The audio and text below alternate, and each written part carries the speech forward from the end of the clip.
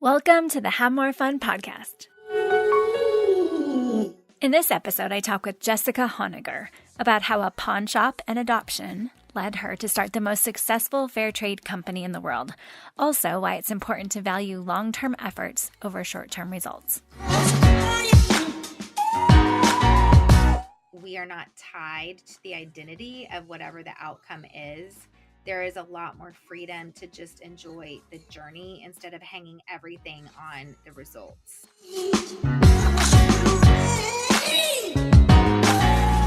But the truth is we aren't. We can influence outcomes, but we can't control outcomes. And I think if we live our lives trying to manage outcomes, then that is insulation. That is bubble wrap. And I think so many people want to find their purpose, and you don't find it on Google. You just can't Google and figure out what you want and then go do it. I mean, it's a process of elimination.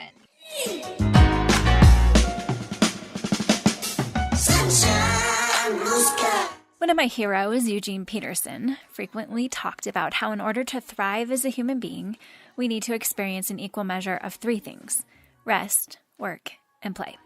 And that it's only when we actively pursue each with determination that we feel whole, balanced, and alive. But if I'm being completely honest, I don't regularly feel like I am doing a very good job of actively cultivating all three. And my default, if I'm not paying attention, is to prioritize work over play and rest, because work, including both my career and the work it takes to maintain a family and a household, feels more urgent. And I don't think I'm alone, because so many of you tell me that you do the same thing. And what sociologists tell us is that there is a universal trend happening culturally that confirms this tendency for women to prioritize work and achieving, while the opposite is happening for men. And research suggests that men, unlike other times in history, are prioritizing play and rest. And what we're finding is that both men and women are struggling from this lack of balance, but it shows up in different ways. In a fantastic book called Girls on the Edge, Leonard Sachs elaborates how this is playing out.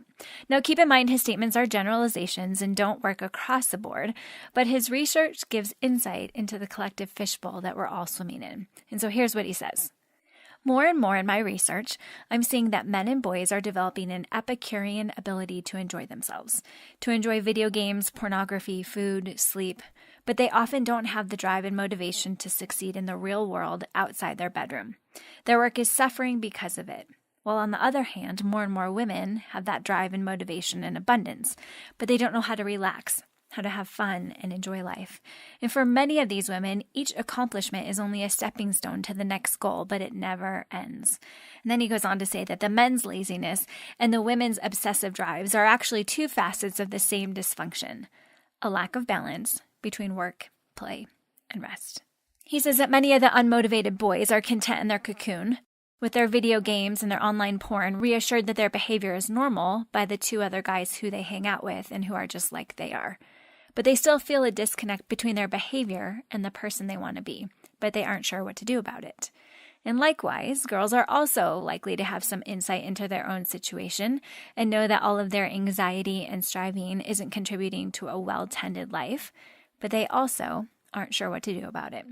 And this is where I think we can all collectively benefit from a few role models, men and women who are actively and intentionally pursuing a healthy balance of work, play, and rest. Which is why I'm so excited to talk with my guest today, Jessica Honegger. Jessica is a role model for all of us who want to make an impact on the world, who want to live big and brave and do meaningful work, but also want to make sure that we don't sacrifice play and rest and our own flourishing to make it happen. Jessica is the author of Imperfect Courage and the founder of Noonday Collection, a fair trade jewelry brand that's empowering women around the globe. She's also wise and funny and paving the way for all of us who want to live with intentionality. Jessica is masterful at finding ways to help others thrive while not sacrificing her own well-being. So without further ado, here is my friend, Jessica Honegger. Okay, Jessica, in your new book, Imperfect Courage, you share the story of starting what has now become the largest fair trade jewelry company in the world. It's so impressive, Noonday Collection. But I love how your story starts in a pawn shop, is fueled by adoption, and is catalyzed by what you call imperfect courage. And so will you share a little bit about the early decisions that required courage and how you kept moving forward in spite of your fears? Absolutely. And I'm super excited about our conversation today. And I think I really had a misconception around this idea of courage. I thought courage was inaccessible to just a ordinary person like me. When I thought of the word courage, I thought of heroes, really. Martin Luther King. I thought of firefighters who rescued 9/11. I thought of, private, like FBI agents or people going undercover, or, maybe it's the movies. Maybe I watched way too many movies growing up, but I felt like courage was something that was inaccessible to me. But what I realized is courage is simply going scared. So courage is simply being afraid, but going anyway. And, the day that I found myself at a pawn shop and pawning off jewelry that had been given to me in middle school by my grandma and my mom, not knowing if actually selling this off was actually going to result in a business. And when I think about, going through the adoption process, unsure of if I was going to be able to parent a child not born in my womb. I mean, so many different things that I've done. I didn't feel courageous by any means. I simply was scared and decided, you know what, I'm going to go anyway. Because I do believe that the only way around our fears is actually through them. And so if we're going to let fear become our friend, fear can be in the car, it just can't be in the driver's seat. And I think I've learned how to just acknowledge it like, yep, I'm pretty afraid about how I'm going to be perceived in this situation. I'm afraid that I'm going to fail in this situation. I'm afraid I don't have what it takes for this situation. I'm afraid I'm not going to measure up for this situation. I mean, whatever it is, the fears are there, but they're no longer driving my decision making. They're in the back seat now. They're not even in the passenger seat. I'd say they're in the back seat, but not backseat driving. Do you feel that there's new fears that kind of surprise you every once in a while? I mean, launching a book. Totally. Yeah, I tend to diminish hard things, I think, in order to do them. And then when the reality starts setting in, I'm like, oh, like, what if no one shows up for me in this situation? Or what if, all this time that my team has spent to help create a successful book launch, like, actually doesn't pan out? Like, I think I definitely have new fears that come up, and it's just a matter of, am I going to keep walking through them, or am I going to let them have control over me, which ultimately for me leads to being quiet or mulling on something in my head, like being analysis paralysis instead of Mhm. actually doing something. And I think ultimately it is about this idea of vulnerability. And vulnerability is being able to take a meaningful risk without knowing the outcome. And I think when we can understand that we are not tied to the identity of whatever the outcome is, there is a lot more freedom to just enjoy the journey instead of hanging everything on the results. Wow. And I think that vulnerability is simply being able to move forward, knowing I don't know what the outcome is going to be, but I would rather die trying than not try at all. That is so good. Especially detaching from the results gives us so much freedom from that fear. So I love that. You quote Andy Crouch in your book where he says that the only thing that money can buy is bubble wrap, which I thought is brilliant. And so will you talk about that quote and why it can be so tempting for us to bubble wrap our lives in various different ways? Yeah. I think we all do it. And what I've learned is that life is really about learning to be comfortable with the uncomfortable. And I think that we wrap ourselves in bubble wrap. We're like, you know what? Um, it's easier to be friends with people that look like me. It's easier to send my kids to a school where I know that, you know, someone got into Harvard last year that went to that school. And it's easier to decide to play it safe because we think that it's going to lead to maybe a safe outcome, a predictable outcome. I mean, I think when I first even had kids, I just remember the most frightening thing to finally realize, but I say it was frightening, but actually it's what led to my freedom, was that I could do the absolute best job as a mom, and one of them could still end up in jail someday. Mm. You know, like, I think we like to think that we are ultimately in control of all of life's outcomes. But the truth is, we aren't. We can influence outcomes, but we can't control outcomes. And I think if we live our lives trying to manage outcomes, then that is insulation, that is bubble wrap. But when we realize, you know what, I am not ultimately completely in control, I think that what helps to rip the bubble wrap off and decide to simply go scared, and not to insulate ourselves from pain, and not to insulate ourselves from entering into the differences of other people. I think that's really where life is lived. Yes. So good. One of the core beliefs of Noonday is that by embracing vulnerability, you can create compassionate spaces of belonging for yourselves and others. And so, how have you seen that play out? And has that been a core value since the very beginning, or did it kind of evolve as the company evolved?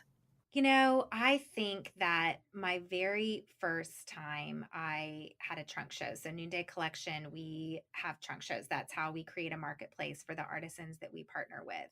And the very first time I invited in women into my home, I didn't even know it wasn't even Noonday Collection yet. It was like I was in a desperate financial situation. We had decided to adopt, to bring our third child into our family, and we're like, we got to do something, because financially the real estate market had just plummeted from out underneath us, and the bubble wrap had been pretty much ripped off. The little nest egg that we had, that I was like, oh, I'm not going to have to do the uncomfortable thing and fundraise for this. I mean, we have a savings. That was our bubble wrap, and suddenly it was gone. And I think sometimes, our desperation is actually leads to our most courageous acts, because we don't have that bubble wrap to lean into.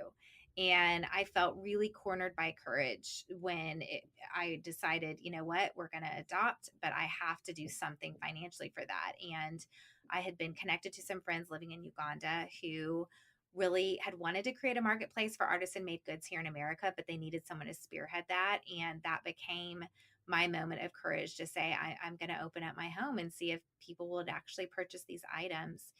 And I invited women into my home, and I was so convinced that no one was going to show up for me. And I was so convinced that people were going to think, oh my gosh, desperate Jessica. And it was messy. It was messy, but I think that's what compassion is. That's what compassionate spaces are, allowing ourselves to be imperfect, allowing ourselves to experience that, you know what, common humanity is everybody goes through desperate times. Everybody goes through times that are challenging, that they don't think, that. So entering that compassionate space for myself, and then having other women create that compassionate space for me that night in my home, I think I learned that we really do want to show up for one another, and we can create those spaces. Like, if we are feeling alone, if we're feeling like we don't have anyone to go through this life with, that's actually a choice that we're making. And we can unchoose that. We actually are empowered to create compassionate spaces for other people. And I think that a lot of us can walk around with this sense that we don't belong, that we're on the outside, or we're trying to hustle really hard to belong, but it's actually a false sense of belonging, because we're not letting our true selves come to the table. But I think when we can walk compassionately and be like, man, I don't have it all together, and I often feel like I can feel left out or whatever, or we own those vulnerabilities, and then we go and create that space for other people, I think that's where we can find our belonging. And that is definitely what we do at Noonday Collection, especially in our ambassador community. So we have social entrepreneurs. These are women around the country. We have around 2000. And we really want it to be a community where people go scared. So I believe that courage is contagious. And so the more people that are like, I'm afraid, but I'm going to go anyway, that enables all of us to be courageous. And I think that we are a community that it acknowledges our vulnerabilities and our weaknesses and doesn't just try something once, but is willing to try it a second time and a third time and a fourth time. And we are careful to call out the false narratives that we build around situations. And we really try to confirm a bias that we belong instead of confirming a bias that like we're on the outside. That's brilliant. And I think the thing I love about you is that you are out front making courageous choices and also being vulnerable. And in your book, you really unravel the story of Noonday and your own journey and the vulnerability that you share in talking about the journey to get where you are now. And I think so many people look at you and are like, man, Jessica's killing it, in her work, in her motherhood, in all these areas. And yet there's been a really long journey to get where you are, and a lot of hard choices and a lot of courageous decision making. And so I think like lifting the curtain a little bit frees us all up a little bit more to make those courageous decisions and not feel like success has to happen overnight, because it is a journey. It is a journey. I don't know of anyone that it's not a journey for. But I think that because of social media and because our lives are so visible for others now, I feel like we still buy into this lie that of insta success, you know? Mm. And was, I struggled with postpartum depression in my 20s. I did midwifery and I got my master's in education. And then I worked at a jewelry store and I sold wedding china. And then I went and I got a real estate, license. It did not look like the path to success. It was like, oh, what's Jessica up to now? Okay. And, that we learn as we go. And I think so many people want to like find their purpose, and you don't find it on Google. Like, you just can't Google and figure out what you want and then go do it. It's a process of elimination, and it's like when our kids are learning how to eat, it's like you let them try everything, you don't automatically say like, okay, they're going to hate the spinach. You give everything to them, and then you kind of learn what their likes and dislikes are. And I think that is the same with us, that we've got to put ourselves out there and try, and then you kind of know, oh, nope, I actually am terrible in a classroom, and any parent would be putting their child at risk if I was going to be their teacher. So we are going to eliminate that. Yep, I did just spend a couple of years getting my master's in education. Oh, well, like someday it's going to matter. And I look back at all of those, what feel like just random crazy things, and they all have brought to bear something on Noonday Collection. Running a real estate company, that was my first time to really develop my entrepreneurship chops. And I learned about SEO and building a website and building a brand, and, teaching in Latin America. I, learned Spanish, and now I need Spanish for my current job. And working at a jewelry store, and I thought that felt so random to me, selling wedding china and selling jewelry, and yet that's where I learned customer service and you know uh, learned about SKUs and inventory and cash flow and all of those things. And there, I can't say that there's anything, even my master's in education, I we train now, and so it's learning how people learn. Like, I can definitely bring to bear with. I ended up writing a whole paper. My thesis was on intrinsic and extrinsic motivational forces in children. Well, Noonday is completely run on harnessing the intrinsic motivational forces in others, because our ambassadors are not employees, they are contractors. And so there's no carrot holding, like, okay, like, when you go to like a 9 to 5, you kind of feel like, well, I gotta show up and this is what I'm supposed to do, and my boss is watching me. Like, there's no one watching. Any of these women can wake up any day of the week and decide, I'm not going to work my business today. And so having studied a little bit of that intrinsic and extrinsic motivational it's just crazy, even though at the time it was like, what am I doing? So I think that, I think it's a rare thing and it happens. The 10-year-old who's like, I'm going to be a doctor. And then they end up being like the world's top surgeon. I'm sure those stories exist, but I think they are a lot more rare and harder to come by. And so anyone out there right now who's like, I don't think what I'm doing right now matters, all those pieces come together and they all have purpose. That's so good.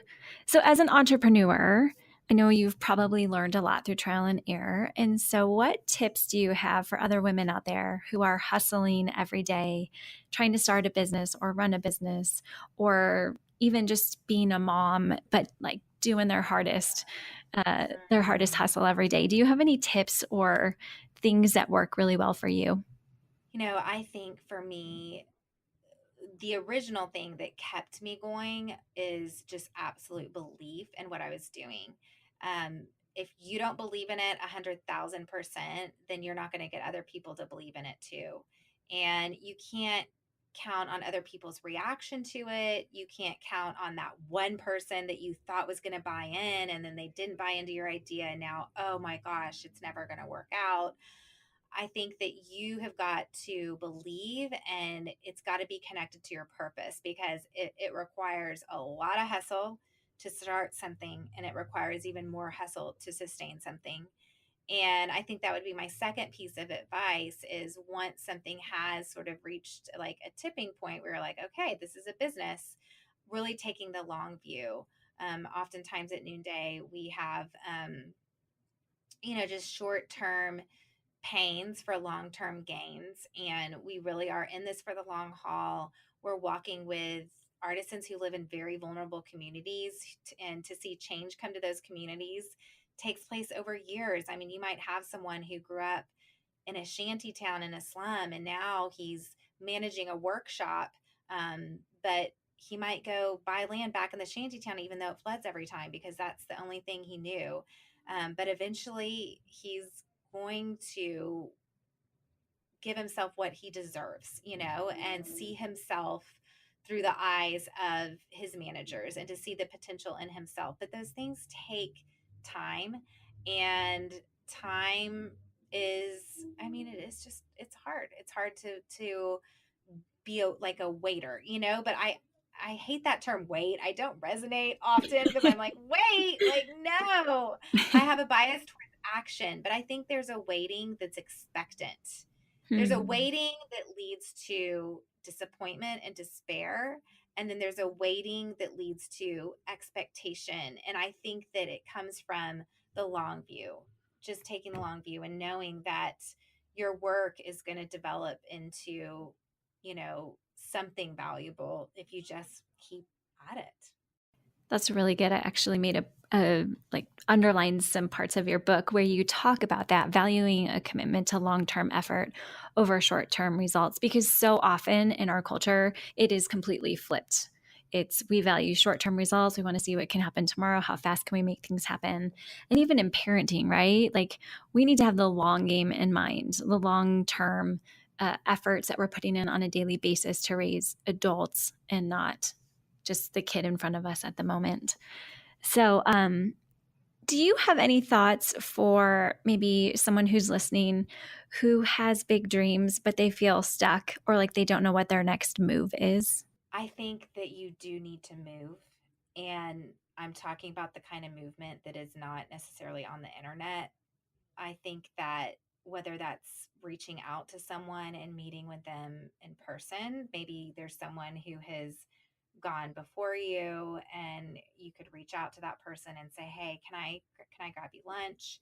I think there's like the actual going to the tax office and getting your tax ID. I think people are just waiting, Mm-hmm. because they want this fully baked plan, or they want to know it's going to be 100% successful. And there's just nothing that's going to be able to give you that proof. I think that you need to have a conversation with the marketplace. You need to have a conversation with the constituents, the need, whatever need that you're trying to fill with your idea. You need to see if it's actually a need that people are going to respond to. And you can only do that by having those conversations or starting it and seeing what the marketplace says, so that then you can adapt if it didn't turn out, and you can change and you can take your learnings and apply it to the next thing. But I do think you just need to start putting yourself out there and building that action plan. And one way to do that may be to become a Noonday Ambassador. If someone's interested in that, where they go to get more information? Well, we would love to have you if your heart has picked up a few beats as you've been hearing these stories. And if you know of a Noonday Ambassador, then you can just reach out to her in your community. If you want to host a trunk show first, just to kind of see if you're interested in doing this, then you can go to our website and you can click on host, and we will have someone in your community reach out to you, and you can open up your home and see the jewelry, see how your friends respond. Or if you're just like, well, heck yeah, I've got 20 people that would show up at my house if I opened my house, and then, become an ambassador, you can go on our website and click join. And we really have an awesome compensation plan and have created a career path for women who want to earn an income while also making an impact. And we'd love to have you in our sisterhood. It is definitely a place where we don't let people stay seated. We call you forth. We hold you accountable to your potential. And we really are a community that holds hands and goes scared together. Love it. And your new book comes out August 14th, and it is brilliant. It's called Imperfect Courage. I read it last week and enjoyed every single moment with your words. So thank you. Okay, Jessica, I have two last questions, and they're both my favorite questions to ask my friends. And the first is, what is the best advice you never got? I think some of the advice I gave on this podcast, this idea that there is not one straight path to success. And when you're feeling like you're in the middle of something random and seemingly not connected to you, like you're learning something important for the next step in your journey. Love it. And my last question, what are you doing in your life right now to cultivate more fun? Oh my goodness. Oh geez. I probably need less cultivation of fun. Like my husband is the one who can kind of puts boundaries in our home and make sure people get their teeth brushed and actually eat meals and all that kind of stuff. And he's been out of town for the last few days, and it's just been a party. It was like, let's go eat popsicles for lunch today, guys, and let's go have 10 friends come over and swim. And I think cultivating fun for me is really about being in the present moment, being filled with gratitude. And I'm definitely just really working on that, especially with a book launch. It's easy for me to start going, how's this going to go? And what's September going to be like? And also I've gotten some incredible endorsements and incredible people, like you, who are interviewing me, and just some wonderful things that are happening, and just stop and just really appreciate that. So I think those two things lead to fun. Love it. And I'm a huge fan of popsicles for lunch, so I support you in that choice. Okay, good. Jessica, thanks so much for all you're doing. Thank you for writing Imperfect Courage as a siren call for all of us to live more free and go scared. So I appreciate that. So good. Thank you. Thank you. It's a joy. It's a joy. Hey, thanks so much for listening today. If you feel like you need your people, if you're looking for a sisterhood, a group of women who have your back, who can help you learn and be a better version of yourself, then I want to invite you to join us at MOPS. We have groups that meet all across the United States and actually all across the world. We're in 60 countries. And so go to mops.org and you can find a group in your area. We'd love for you to join us. And now, go out and have more fun, and don't come back until you do.